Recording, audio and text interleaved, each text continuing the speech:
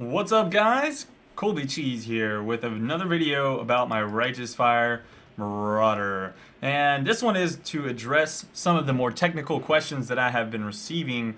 A lot of people were a little bit confused on how the build runs, how to actually get it up and running for themselves, as well as some of the numbers behind Righteous Fire. So what I plan to do here is actually explain how Righteous Fire works and how to get it working for yourself, as well as some of the more technical details and some of the cool things that you can do to make Righteous Fire even better. So first off, let's take a look at what Righteous Fire actually is. And let me go ahead and pull up the skill here. So if you take a look at the skill here, it actually is a buff that you can place on yourself that will remove itself once you have 1 life remaining. The buff itself will burn you for 70% of your energy shield per second, as well as 90% of your maximum life per second.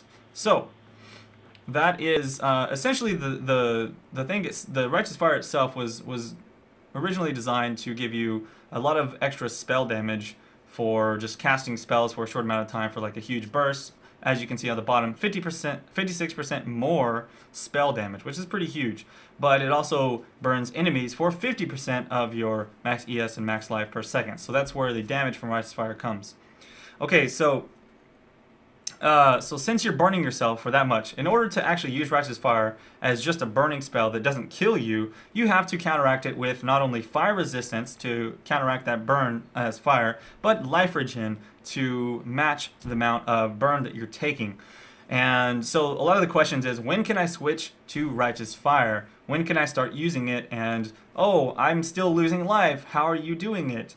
And that's what I plan to answer for this video. So since you're taking 90% of your life per second, you can assume that, well, 10% with 90% of fire resistance, you can have 10% life regeneration, and that will counteract that full burn, you know, with a little bit of change in numbers there. And that's pretty much the math behind it. So on your skill tree, you're going to want to have around 10% life regen, and then obviously a little bit extra so that you can actually have some life regen for survivability.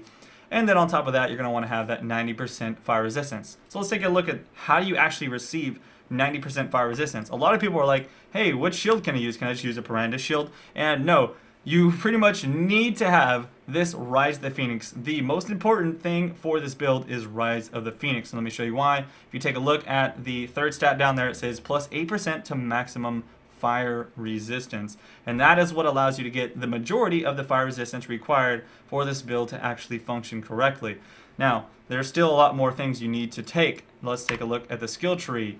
We have an extra +2 to maximum fire resistance from both Diamond Skin and from the fire resistance node here. That's an extra 2% to max. And then up here you grab another 2% from elemental adaptation. That's a total of 4% from the skill tree, and then 8 from the shield. Now, we still have a little bit more to grab, and the rest of it comes from our Purity of Fire. At level 17 of the gem Purity of Fire, you gain an extra 3% additional maximum fire resistance. All of these things combined together give myself 90% to maximum fire resistance. And now after that, it's just up to me to grab the life regeneration. Now, the life regeneration comes from pretty much every life regeneration node on the tree, essentially. So you got all the stuff here in the Marauder side, and then you come down, you grab the stuff from the Duelist, you take the Growth and Decay node, that's an extra 1%, and then you take all these little tiny ones along the way. At Scion, for example, there's 1% over in the Tree of the Templar, and that's pretty much it. Now, another thing to notice that a lot of people don't realize, you do not take Holy Strength. The reason for that is that it gives you 3% increase effect of buffs on you. And the thing about Righteous Fire is it is a buff. You will take 3% extra burning damage if you take that Holy Strength node. So do not grab that node. Also, you do not need these 2 reduced mana reservation nodes over into the Sovereignty side. You need the top part, the Aura effect. The reason you take the Aura effect is because it increases the effect of your Purity of Fire, and it increases the effect of your Vitality that you'll be running. So it gives you 28% total increased effect of auras. That takes my Vitality from 1.6% life regen per second up to over 2% life regen per second. Now, I've already grabbed my passive tree here, and you can take a look. This is my passive tree, and when I use Path of PoE to kind of sum it up for me, you can see that I have a 10.1% life regen per second. Now you add that to the vitality, gives me another about 2% life regen per second. So that's enough to counteract the burn that I'm receiving, as well as give me a little bit extra. So let's take a look at a spreadsheet that I've created that has the math for all of this stuff. So now that you have the right passive trees and all that stuff, you can generally switch to Righteous Fire around, well, you need the level 17 gem. So once you hit level 17 on your Purity Fire, you have Rise of the Phoenix, and you've got around 9% life regen from your skill tree, and then you've got your Vitality gem. Then that should give you enough life regen to effectively switch over to Righteous Fire. I did it around level 70. Okay, so now that you know when to switch to Righteous Fire, let's take a look at some other things. This is a spreadsheet that I've created, which you can actually take this and play with the numbers yourself. I've got the link down below in the video, and you can just, once you click the link, I've got the build page. Let me just show you my build page for Righteous Fire. If you go to my stream, type in exclamation build, you'll find this as well. It's my Invasion League builds, Righteous Fire Marauder. I've got an entire build page dedicated to it. But the spreadsheet itself is right here in the very beginning. It has all of my theory crafting across all of my builds. You guys can take a look at it. Here's some more information. You can take a look at my items and all that stuff. But anyways, now that's out of the way. Essentially, you can take a look at this. You can go to File and make a copy. You can take a look at this yourself. So here's what I've done. I've taken my MF gear, wrote down my HP, my energy shield, and my mapping gear, wrote down my HP and my energy shield, as well as the fact that I'm at 90% fire resistance. I'm going to say one more thing about the Purity of Fire, plus those buff effect nodes for the auras. Once I hit level 20 Purity of Fire, I actually gain an extra 2% fire resistance, which is really awesome. That's one of the important things to note about it. So if I type in, you'll see right here I've got an effective life regen of 94 after the burn, based on my life and my energy shield. Once I gain level 20 of that gem, let's go to 92%, that's actually going to put me at almost double effective life regen without using my Ruby Flask. Now you'll notice I actually run Ruby Flasks in this build, and once I hit the Ruby Flask, that gives me an extra 10% to max. That makes me go up to full amount of life regen per second. So this is what I've calculated over here, so you can kind of see the amount of survivability that I get in the build with all this various circumstances. So let's go back to 90%. This is what I'm currently at when I'm doing my piety runs. I'm at 12.14 life regen per second, 90 fire res, and this is my life NES.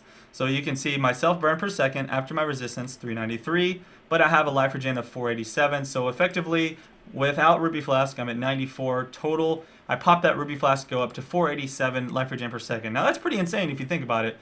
This is a very low amount of HP. With my mapping gear, you'll notice I'm actually up to much higher than that. And I was playing around with the numbers, just to show some different things, and I'll explain that in just a second. So let me go back to the actual numbers. Okay. So with my mapping gear, I'm up to 184. While doing piety runs, I'm up to 94.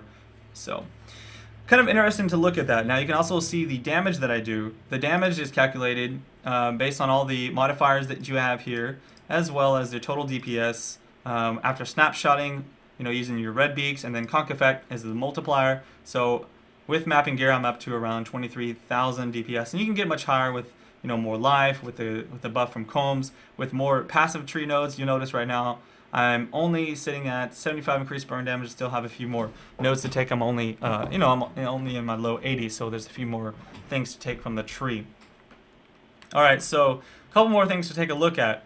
If you are having trouble getting the life regen, or if you want to switch to Righteous Fire earlier, before level 70, like I did, there's an item called the Blood Dance. And the Blood Dance is one of those things that can just escalate this build from being pretty good in terms of survivability to just really insane. So let's take a look at Blood Dance Boots. You take a look at Blood Dance Boots, that gives you 1% life regen per second per frenzy charge.